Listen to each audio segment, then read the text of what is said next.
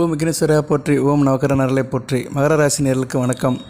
மகர ராசிக்கு குருவின் பார்வை இருக்குதுங்க. இது நல்ல விதமாக பார்க்கப்படுகிறது. குரு பகவான் சுய இயல்புக்கு வந்து அஸ்தமன நிலையிலேருந்து வெளியே வந்து ராசியை பார்க்குறாரு. தன்னுடைய விசேஷ பார்வை 9ஆம் பார்வையால் பார்க்குறது நல்ல அமைப்பு. குரு பார்க்க கோடி நன்மை. அதுபோக வந்து ராசிக்கு வேண்டிய கிரகங்கள். புதன் நல்ல நிலைமையில் இருக்கிறாரு. ராசிக்கு 6, 9 குடைவன் ஆட்சி பெற்று பத்திர யோகத்தில் இருக்கிறாரு. மிதுனத்தில் அவர் வந்துட்டார். 14ஆம் தேதி வந்துட்டார். 14/6/2024 இருந்து 26/6/2024 வரைக்கும். இதுவும் கூடுதலாக பார்க்கப்படுகிறது. அதுபோல் சுக்கிரனும் 6ஆம் இடத்துக்கு வந்துட்டார். சுக்கிரன் 5 கூடையவன் 6ஆம் இடத்துல இருக்கிறாரு. அவரும் ஸ்தான பலம் பெற்று புதன் கூட சேர்ந்து தான் இருக்கிறாரு. ஸோ 6ஆம் இடம் வலுப்புறது. 6ஆம் இடம் வலுப்புறதுனால ஒரு பிரபலம் கிடைக்கும். உத்தியோகம் பண்ணுறவங்களுக்கு நல்ல ஒரு காலகட்டமாக பார்க்கப்படுகிறது. பொதுவாக வந்து இப்போதைக்கு பார்க்கும்போது மகர ராசிக்கு வேண்டிய கிரகங்கள் நல்ல நிலைமையில் தான் இருக்குது.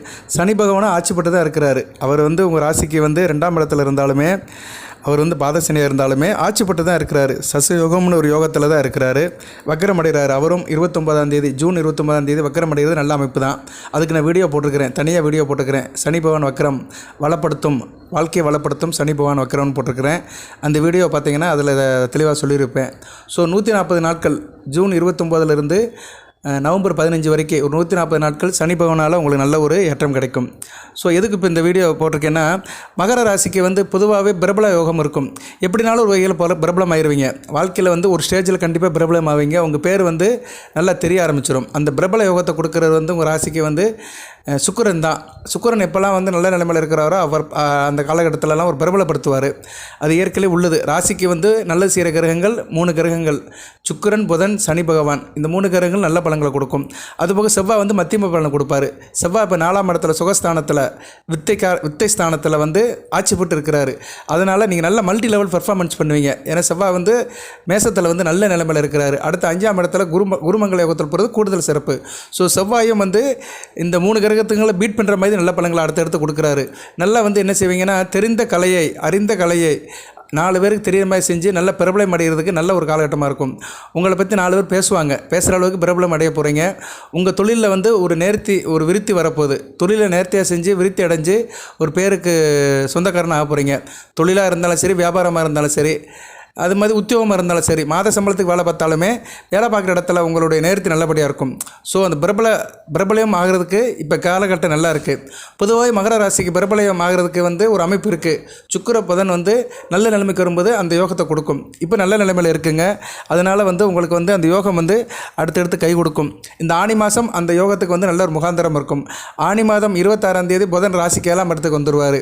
சாரி, ஆனி 26 இல்லை, ஜூன் 26. ஜூன் 26க்கு இன்னும் வந்து 11 நாட்கள் தான் இருக்குது. அப்படி பார்த்தோம்னா ஆனி 12ஆம் தேதி, ஆனி 11, ஆமாம் ஆனி 12ஆம் தேதின்னு வச்சுக்கலாம். நம்ம இங்கிலீஷ் ஸ்டேட்லேயே சொல்லுவோம், தமிழ் டேட்டு டக்குன்னு கன்வெர்ட் பண்ண முடியாது. இங்கிலீஷ் ஸ்டேட்டில் தான் எடுத்து வச்சுருக்கேன் நான் புள்ளி ஓரங்கள்லாம். சரி, ஆனி 26. ஆனி 26 உங்களுக்கு வந்து இவர் புதன் வந்து அஸ்தமன நிலையிலேருந்து வெளியே வராரு. அதுபோக வந்து ராசிக்கு 7ஆம் இடத்துக்கு போயிட்டு 7ஆம் இடத்துலேருந்து இப்போ ராசியை பார்க்குறாரு, தனித்த புதனை பார்க்குறாரு. சரியா, நல்ல அமைப்பு தான், கரெக்டு தான். நம்ம போதி ஜோடத்தில் வாக்கு மாறாது. ஆனி 12ஆம் தேதி தான், 26ஆம் தேதி ஆனி 12 தான். ஓகே, அது ஒரு பக்கம் இருக்கட்டும். சுக்கிரனும் வந்து ஜூலை 7ஆம் தேதி ராசிக்கு 7ஆம் இடத்துக்கு வந்துடுவார். ஸோ சுக்கிரனும் புதனும் நல்ல நிலைமையில் இருந்து உங்கள் ராசியை பார்க்குறது கூடுதல் சிறப்புங்க. அந்நேரம் வந்து ரொம்ப ஃபேமஸாக இருக்கும். ஏன்னா ஒரே நேரத்தில் இயற்கை சுபகிரகங்கள் குரு பார்ப்பார், 9ஆம் பார்வையால் பார்ப்பார். அதுக்கடுத்து வந்து சுக்கிரனும் புதனும் கடகத்திலேருந்து உங்கள் ராசியை பார்ப்பாங்க. மிக சிறப்பாக இருக்கும். அந்த நேரத்தில் சந்திரன் வந்து ஒளிச்சந்திரனை வரும்போது கூடுதல் சிறப்பாக இருக்கும். வீடு கொடுத்தவன் புதனுக்கும் சுக்கிரனும் வீடு கொடுத்தவன் ஒளிச்சந்திரனை வரும்போது ஒரு குறிப்பிட்ட காலகட்டம் வந்து மிகச்சிறப்பாக இருக்கும். கோச்சாரத்தில் நான் உங்களுக்கு அந்த காலகட்டத்தில் வேணால் ஹைலைட் பண்ணுறேன், வீடியோ போடுறேன். ஏன்னா சந்திரன் வந்து 2.25 நாளுக்கு ஒரு தடவை மாறிட்டு இருப்பார். ஸோ உங்களுக்கு வந்து 7/7/2024 ஜூலை 7ஆம் தேதிக்கு மேலே நல்ல ஒரு பொக்கிஷமான காலமாக இருக்கும். ஏன்னா சுக்கிரன் புதன் வந்து உங்கள் ராசிக்கு 7ஆம் இடத்துலேருந்து ராசியை பார்ப்பாங்க. அதே நேரத்தில் குருவுடைய பார்வையும் நல்ல நிலைமையில் இருக்கும், உங்கள் ராசிக்கு படும். அதே காலகட்டத்தில் உங்கள் ராசிநாதனும் 2ஆம் இடத்துலேருந்து வக்கரமாய் பின்னோக்கி வர ஆரம்பிச்சிருவார். அவருடைய கிரிப்பு குறைஞ்சி போயிடும். சரியா, இதெல்லாம் கூடி சேர்ந்து வரும்போது உங்களுக்கு நல்ல ஒரு பிரபல யோகம் கிடைக்கும். பிரபலம் அடைவீங்க. பிரபலம் அடைகிறது பாப்புலாரிட்டி தான். பொதுவாகவே வந்து மகர ராசிக்கு பார்த்தோம்னா லட்சியம் ஒழுக்கம் இருக்கும். சரியா? யதார்த்த மனப்பான்மை இருக்கும் உங்களுக்கு. லட்சியம் ஒழுக்கம் யதார்த்த மனப்பான்மையால் எல்லா காரியத்தையும் சாதிப்பீங்க. சனி பகவானால் ஆளப்படுறதுனால பொறுப்புணர்வு இருக்கும். சரியா? பொறுப்பு உணர்வு இருக்கும். உழைப்பில் ஒரு நெறிமுறை இருக்கும். சரியா? உழைப்பில் வந்து ஒரு நெறிமுறையோடு இருப்பீங்க. இந்த வேலையை இப்படி தான் செய்யணும், எந்த வேலையும் கண்ணாபின்னு செய்ய மாட்டீங்க. நம்ம உழைப்பு விரயமாகக்கூடாது, நம்ம உழைப்பு வந்து கரெக்டாக போய் சேரணும் அப்படின்னு உழைப்பில் ஒரு நெறிமுறையோடு செய்வீங்க. அது வந்து நல்ல ஒரு பிரபலத்தை உங்களுக்கு கொடுக்கும், ஒரு அந்தஸ்தை கொடுக்கும், புகழத்தை கொடுக்கும். சரியா? அது யாராக இருந்தாலும் சரி, படிக்கிற மாணவனாக இருந்தாலும் சரி, ஒரு குடும்ப தலைவனாக இருந்தாலும் சரி, ஒரு தொழிலதிபராக இருந்தாலும் சரி, உத்தியோகஸ்தராக இருந்தாலும் சரி, வியாபாரியாக இருந்தாலும் சரி, யாராக இருந்தாலும் சரி, நீங்கள் வந்து எந்த கமிட்மெண்ட்டில் எந்த அலோகேஷனில் எப்படி ஒரு முகத்தில் இருந்தாலும் சரி, அது வந்து நல்ல ஒரு ரீச்சை கொடுக்கும் உங்களுக்கு. சரியா? கண்டிப்பாக வந்து இது வந்து பெரும்பாலான மக்களுக்கு நல்லபடியாக செய்யும். ஏன்னா ராசி நல்லா வலுப்படுது. நான் ஏற்கனவே சொல்லிட்டேன் எப்படி வலுப்படுதுன்னு. அந்த காலகட்டத்தில் மிக சிறப்பாக இருக்கும். ஜூலை 7 மேலே நல்ல ஒரு மாற்றம் கிடைக்கும். ஓகே. அதுபோக மகர ராசினியர்கள் விடாமுயற்சி உடைவுங்க. இலக்குகளை கடந்தாலும் இலக்குகளை அடைஞ்சாலுமே திறனை அறியப்படுவீர்கள். அதாவது இலக்கு இதுதான் இலக்காக இருந்தாலும் சரி, அதை அடையிறதுக்கு வந்து என்ன திறன் வேணும்னு அதை வந்து உணர்வீங்க. அதனால் உங்களுக்கு நல்ல ஒரு ஏற்றம் இருக்கும். உறுதியும் நம்பகத்தன்மையும் உடன் பிறந்தவை. உறுதியும் இருக்கும், நம்பகத்தன்மையும் உங்களுக்கு வந்து எப்பயுமே உடன் பிறந்தவை. இதெல்லாம் ஒரு நல்ல அறிகுறி இருக்கிறதுனால தான் பிரபலம் அடைகிறதுக்கு நல்ல ஒரு வாய்ப்பு இருக்குது. பொதுவாக ராசிக்கே இந்த குணாதிசயம் இருக்குது. சரியா? ராசிக்கே குணாதிசயம் இருக்குது. அதுபோல் கிரக நிலையிலும் நல்ல நிலைமையில் வந்து ராசியை நோக்கிறதுனால உங்களுக்கு ஒரு பிரபலம் கிடைக்க போகுது, ஒரு அந்தஸ்து கிடைக்க போகுது. ஓகே நேயர்களே. அதுபோக கூடுதலாக பார்த்தோம்னா நல்லா திட்டமிடுவீங்க. சரியா? மந்திரங்கால் மதிமுக்கால்னு இருப்பீங்க. அதே மாதிரி நல்ல ஒரு வாழ்க்கையை வந்து ஒரு நல்ல ஒரு முறையான அணுகுமுறையில் அணுகுவீங்க. எல்லாமே ஒரு ட்ராக்கில் இருக்கும். சீராக நேராக ஒழுங்காக இருக்கும். அது நல்ல விதமாக பார்க்கப்படுகிறது. ஃபிசிக்கலாக இருந்தாலும் சரி, மென்டலாக இருந்தாலும் சரி, ஒரு நல்ல ஒரு ட்ராக் பண்ணி கரெக்டாக கொண்டு போவீங்க. வீட்டு வேலையும் சரி, வெளி வேலையும் சரி, எல்லாத்தையுமே வந்து கரெக்டாக கொண்டு போயிட்டுருப்பீங்க. அது ஒரு பெரிய நல்ல விஷயம். ஏன்னா நிறைய பேர் இங்கே தான் மிஸ் ஆகிடுவாங்க. வேலைன்னு வேலையை பார்த்துட்டு வீட்டை விட்ருவாங்க. வீட்டில் என்ன பிரச்சனை நடக்குன்னு தெரியாது. அது ஒரு நாள் பெரிய மோல்டாகி அடைச்சி போய் நிற்கும். ஸோ அந்நேரம் கஷ்டப்படுவாங்க. ஸோ இன்றைக்குமே வந்து நம்ம நாட்டை பார்த்தாலும் சரி, வீட்டை பார்க்கணும். வீடு தான் ரொம்ப முக்கியம். வீட்டில் இருந்தால் நாடு உருவாகுது. அதனால் மகர ராசினியர்கள் வேலைன்னு நீங்கள் சுற்றி இருந்தாலுமே குடும்பத்தை பார்க்குறதுக்கு நல்ல விதமாக பார்க்கப்படுகிறது. அதையும் இந்த காலகட்டத்தில் நல்லா செய்வீங்க. உங்கள் நோக்கங்கள் வந்து நல்லபடியாக இருக்கும். முன்னேற்றத்துக்கான ஒரு அமைப்பை கொடுக்கும். அதே மாதிரி உங்கள் அன்புக்குரியவர்கள் யார்? வீட்டில் இருக்கிறவங்க தான். வீட்டிலே இருப்பாங்க, வெளியும் இருப்பாங்க. ஆனால் வீட்டில் இருக்கிறவங்க வந்து அடையாளத்தோடு இருப்பாங்க. அம்மா, அப்பா, அக்கா, தங்கச்சி, மனைவி, மக்கள்னு இருப்பாங்க. அன்புக்குரியவர்கள் கூட ஒரு ஆசாபாசம் இருக்கும். அவங்களுக்காக உங்கள் நேரத்தை நல்லா அர்ப்பணிப்பீங்க. அவங்க யாருன்னு அறியப்படுவீங்க. உங்களுக்கு வேண்டியவர்கள் யாருன்னு இந்த காலத்தில் அறியறதுக்கு நல்ல ஒரு அமைப்பு கிடைக்கும். நம்ம மேலே யார் உண்மையிலே பாசம் இருக்காங்கன்னு உங்களுக்கு தெரியும். குடும்பத்திலையும் சரி, அதை தாண்டி வந்து வேலை பார்க்குற இடத்துலையும் சரி, வெளி வட்டாரத்திலையும் சரி, உங்களுடைய விசுவாசிகளை வந்து நீங்கள் அறியப்படுவீர்கள். அதுக்கு நல்ல ஒரு காலகட்டமாக பிறக்கப்படுகிறது. சரியா நேர்களே? நல்லா தான் இருக்குது. அதேமாதிரி உங்கள் உழைப்பில் வந்து ஒரு அசைக்க முடியாத அர்ப்பணிப்பு இருக்கும். அது நல்ல ஒரு அமைப்பை கொடுக்கும். ஒரு நல்ல ஒரு கடமை உணர்வை கொடுக்கும். அதனால் நல்லா வந்து கடமை ஆற்றுவீங்க. நண்பர்களும் கூட்டாளியும் நல்லா அமைப்பாங்க இந்த காலகட்டத்தில்.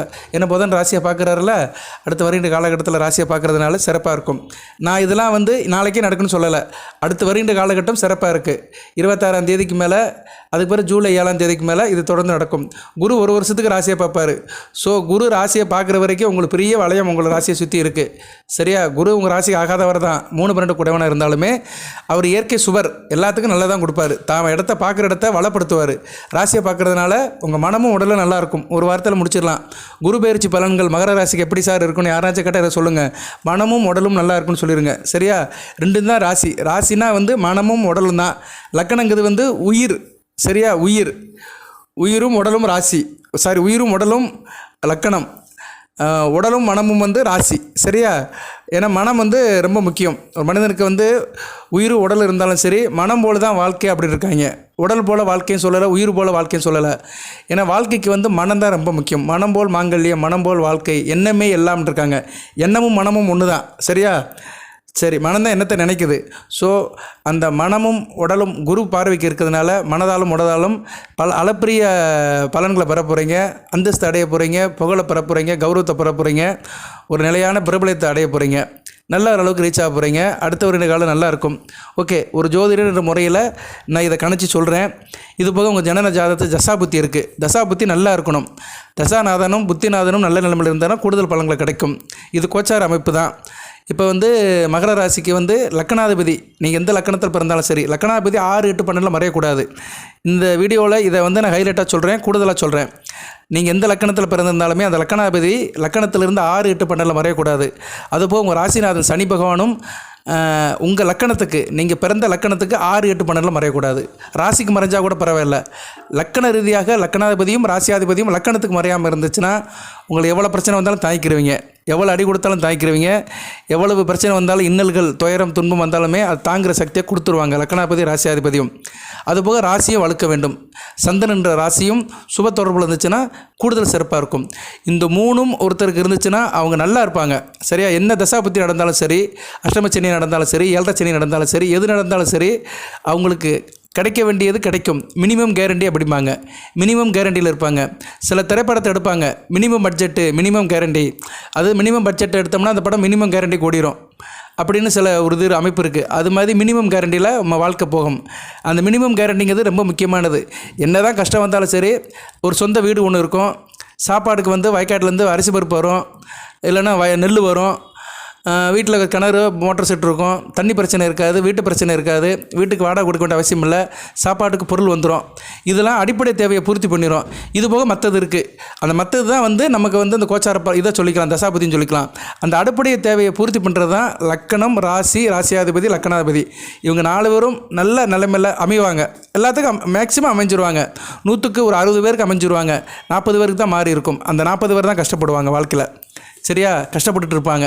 அவங்க ஜாதகத்தை பார்த்தா அப்படியே தெரிஞ்சு போயிடும். லக்கணாதிபதி வந்து உடமாக மாட்டியிருப்பார், இல்லைனா ராசியாதிபதி லக்கணாதிபதிக்கு மறைவார், சஷ்டாக அமைப்பில் இருப்பார். ராசியாதிபதியும் லக்கணாதிபதியும் வந்து தங்களுக்குள்ளே மறையக்கூடாது. ஏன்னா அது உடல்னா அது உயிர், ரெண்டுமே மறையக்கூடாது.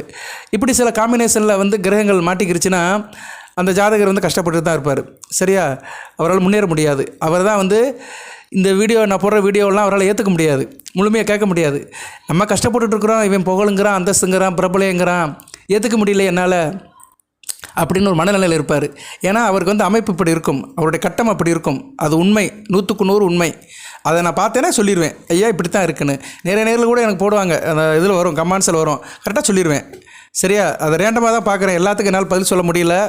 அதுக்கு ஒரு வீடியோ தான் போடணும். சரியா? தனியாக வீடியோ போடணும், கேள்வி பதிலுக்கு ஒரு வீடியோ போடணும். அதுக்கு வந்து அதெல்லாம் எடுத்து எழுதி அவங்க ஜாதகத்தை எடுத்து பார்த்து சொல்லணும். அது பெரிய வேலை.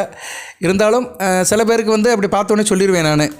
ஓகே, நேரில் அது ஒரு பக்கம் இருக்கட்டும். எதுக்கு சொல்ல வரேன்னா, அந்த அமைப்பு, அந்த கட்டம் வந்து கரெக்டாக இருந்துச்சுன்னா அவங்க எதுக்குமே கஷ்டப்பட மாட்டாங்க, சந்தோஷமாக கேட்பாங்க. இந்த வீடியோ சந்தோஷமாக கேட்குற நேரில் இருக்கிறாங்க, வருத்தத்தோடு கேட்குற நேரில் இருக்கிறாங்க. வருத்தத்தோடு கேட்குற நேர்களுக்கு கஷ்டமாக இருக்கும்.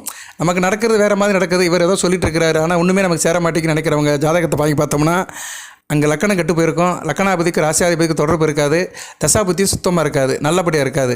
ஸோ அது 3 காம்பினேஷனில் நல்ல நிலைமையில் இல்லைன்னா அவங்க கஷ்டப்பட்டு தான் இருப்பாங்க. சரியா? அவங்க @% அவங்க தொடர காரியம் நல்லபடியாக முடியாது, ஜெயம் உண்டாகாது.